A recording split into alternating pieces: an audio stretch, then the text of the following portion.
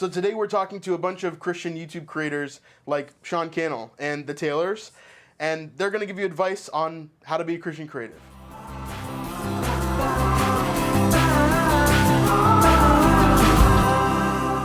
Welcome to The Snipe Life, where we help you look at creativity through the lens of Christianity. And today we're talking to a bunch of YouTubers that we reached out to. We said, hey, would you mind sending us a short video just talking about advice for Christian creatives?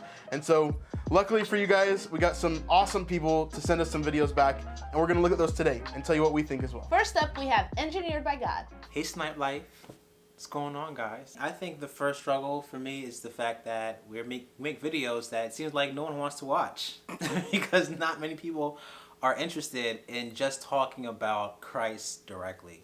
Because it takes a long time to do this stuff. Yeah. The editing, thumbnails, analytics, no one watching, no one subscribing. Like on Jumpstart Spiritual Growth, one of our first videos, it took us so long to make that video just for nobody to watch it. They're like, get that out of here. Our story of how we met, yeah, give us more of that. Right. Jesus?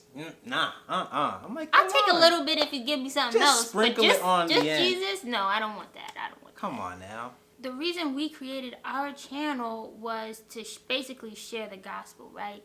But when we do videos directly talking about the gospel or like strictly Christian videos, they get less views than if we wrap it up in a nice package, like, okay, we talk about something we're going through and then tackle on the gospel like at the end, like, here, you're gonna get this kind of thing. Right. So we're trying to find that balance between really spreading the message that we want to spread and also wanting to get views and wanting our channel to grow, so not being, not creating videos that people just won't search. Right. And also, we don't only want to do that. Like, we also want to talk about other things, maybe current events that are going on. And we don't want to be seen as if, oh, you guys are like chasing trends now because, your gospel thing isn't working out. And that's not the case at all. Like, our channel, the goal of our channel is to navigate life from a Christian perspective. Like, all the things that we're going through. And sometimes it's going to be more heavy on the verses, and sometimes it might be not as heavy. But we don't want to feel the need to be boxed into only doing one thing. But at the same time, we don't want to lose sight of the fact that our goal of this channel is to glorify God ultimately. Yeah, I agree with Dave 100%. We were doing the Bible studies on Wednesdays, and people didn't really react well to those. We got like 20 views. Yeah, we tried doing basically every Wednesday we'd put out a Bible study, and we just didn't really get any views. And so, it's hard for us to continue to make those videos because our goal is to reach as many people as possible. Right. And so if that is not an effective way of spreading the gospel, we don't want to do it. Yeah. My thinking is even Jesus, even Jesus with the disciples and all the people that were following him, he had to use tactics to get their attention, right? The people that were grumbling about food, they weren't listening to what he was saying. So what did he do? He fed them, right? All of the disciples that didn't understand what he was talking about, he tried to explain it in a different way by using a parable. And so don't feel bad in any way if you ever have to change the way that you give your message. Never change the message, but the packaging that it's in can always be a valuable tool that you can use. So next up we have Sara and Jordan Taylor. They're definitely one of the bigger YouTubers that we were able to ask this question to. Whether a creator has 100 subscribers or 1 million subscribers, I think anybody can give valuable information, but in this case, I think that Jordan and Sara have a lot of experience compared to the rest of us, and they have been in the Christian space specifically for a very long time, and so we really wanted to hear what they had to say about this topic. As creators, we got asked the question of what are some struggles that we have being Christians and having Christian values, but also having a lot of our lives on YouTube and that being our career. And honestly, we came to the conclusion that we don't really have any struggles with that. Don't want to be anticlimactic, but it actually seems like it's been beneficial to us because, trying to make a living online, you deal with sponsors and companies and stuff like that. And oftentimes, in our experience, they want people who are respectable, clean cut kind of people. I mean, obviously there's the exception to that. People, sponsors who sponsor other stuff. But for smaller creators, I think that the ability to get sponsors is critical to be able to do what you do and to be able to have, respectable conversations and just be overall clean is family friendly. Makes them very comfortable and helps out a lot. So that's been the main thing that I've picked up on. Yeah, so honestly, we tried to think of maybe something that we've gone through, and we think that it's, for us, a huge benefit. And it's something that we've just embraced, and I don't know. Is that good? Yeah, that was good. So I really love the Taylor's insight here. They've been doing this for such a long time, and they know what it's like to have a brand deal or affiliates or sponsors. It makes perfect sense that, brands would want to work with Christian artists or Christian creatives because, we're safe. Yeah. And so, there's a way less of a chance that, a Christian creative is going to do something crazy or, cuss constantly in their video or whatever else.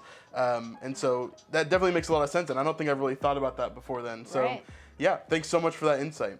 My name is James, and I run a YouTube channel called This Beautiful Crazy Life. The purpose of my YouTube channel is to take very complex issues, whether it's theology or politics or mental health or dating, name a subject, and try to filter it through a Christian lens. And when I say Christian, I don't mean like some very narrow theological stance like Catholicism or Orthodox or Calvinism, just a broad Christian view that uses the Bible and the Holy Spirit to try and figure this out, even if I have it wrong. And because of what I'm doing, because I'm taking so many topics and trying to form an idea, the biggest problem I have a Christian content creator is, Christians who don't like that I'm talking about these issues. I recently did a video on Christians with depression, and I was told that I'm not a Christian because I've had depression.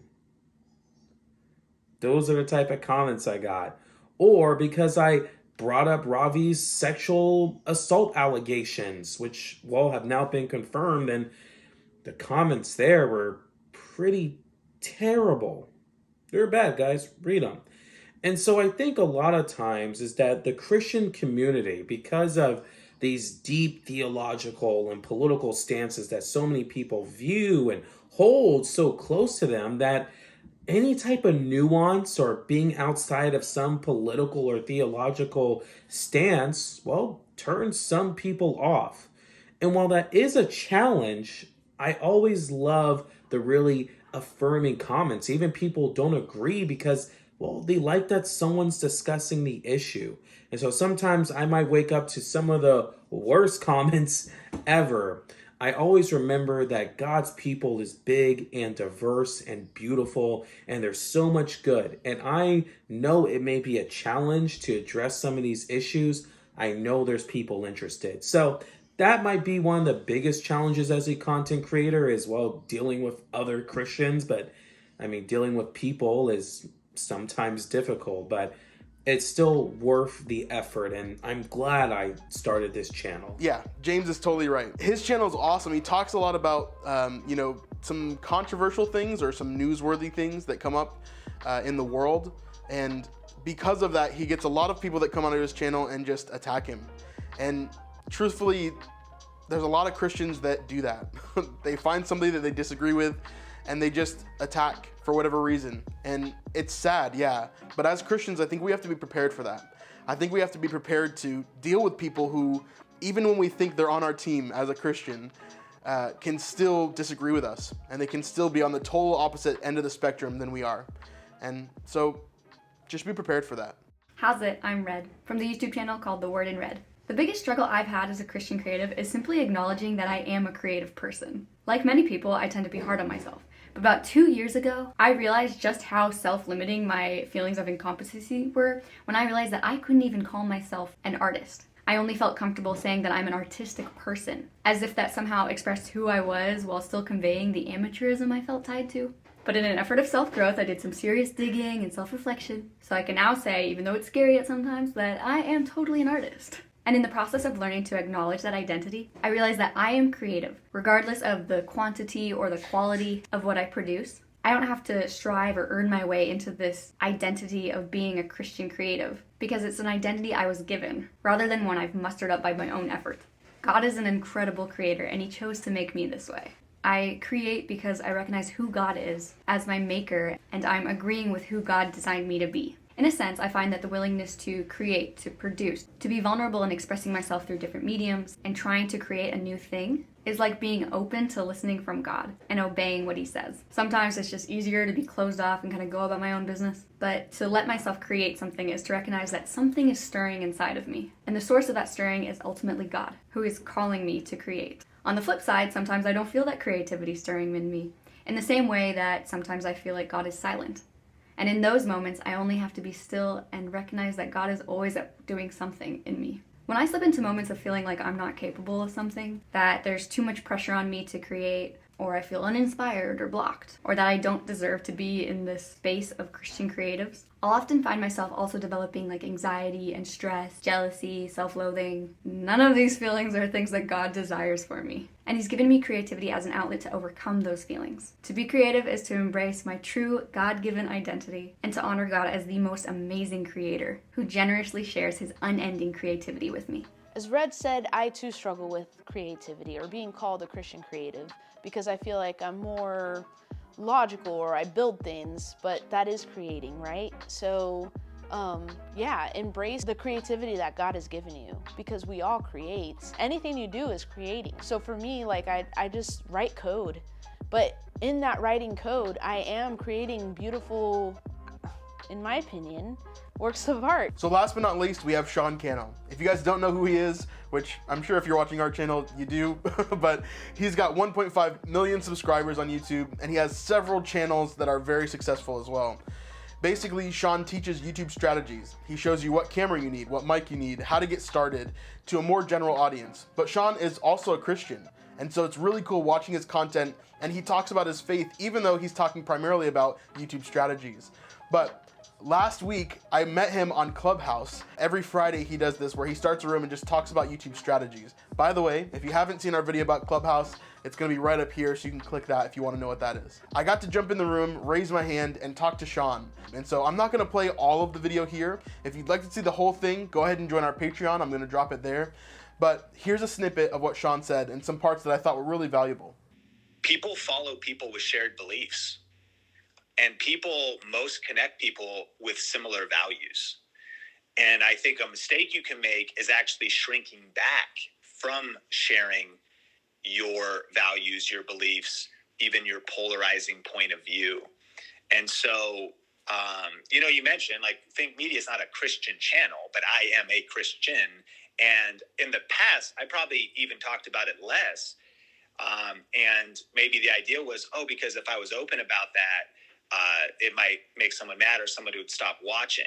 Sure, I'm sure that happens, but what I've actually learned is it might polarize people away, but it also polarizes people to you because now they know what you stand for, and they know that for me, I stand for family and for faith and for ethics and for a biblical worldview and biblical values, and it ends up making your community stronger. So if you want to build a strong community on YouTube, you want to build 1,000 true super fans and beyond, I actually think you should amplify your value. Why end up 8 months into a relationship just to find out that you're so out of alignment?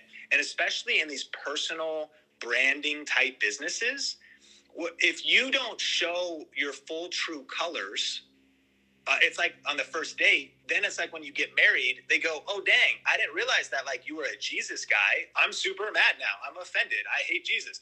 Well, then that's going to happen later. So you might as well have it up front. You might as well just know right up front who I am.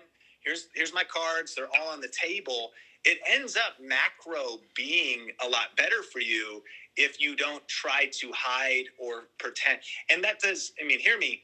I'm not like, you've probably watched Think Media videos. I'm not like, hey, in this Canon M50 review, here's like my religious beliefs. Like it doesn't even fit there, but it's just like, don't be afraid of holding back what your values and your beliefs are, because at the end of the day, it will build up a healthy tribe of people. So we just wanted to say thanks to all of the creators that helped us make this video. Their links are going to be in the description below, so make sure to check them out and sub to their channels as well.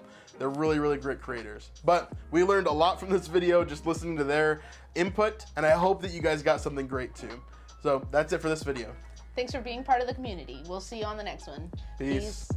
Peace.